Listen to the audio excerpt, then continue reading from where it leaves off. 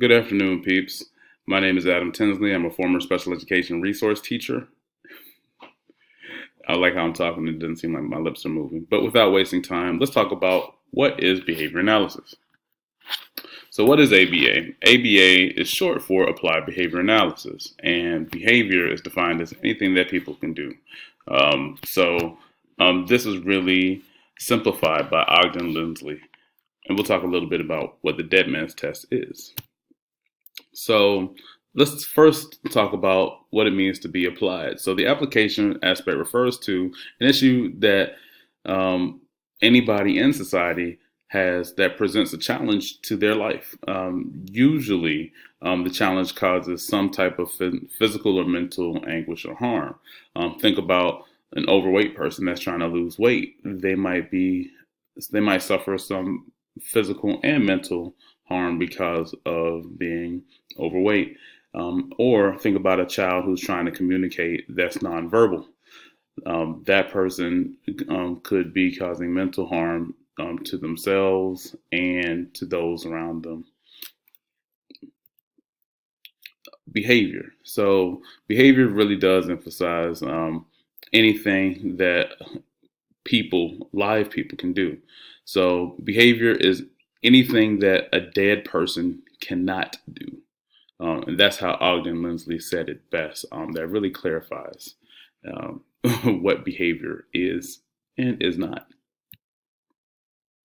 And so that brings us to our final A. So once it is determined that events can influence the happening or absence of a behavior, we could take data and start to manipulate its occurrence.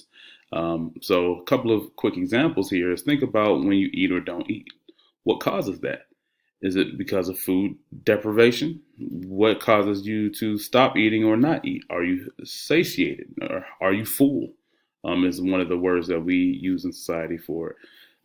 So think about how those particular arrangements influence your behavior. Think about when are you more likely to complete assignments? Are you more likely to complete assignments when you're first assigned them or as the deadline quickly approaches? What influences that?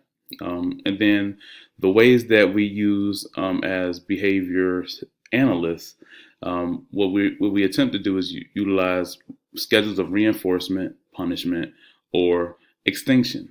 And essentially, what do we add to the environment that makes behavior more likely to occur? What do we take away from the environment, some type of aversive stimulus that makes the behavior more likely to occur?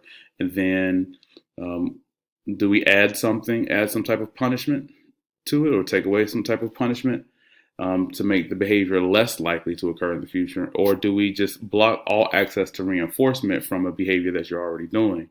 So for example, if food no longer had flavor, would that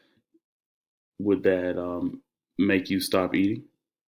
So just some things to think about, but that is a brief summary of what behavior analysis is or applied behavior analysis.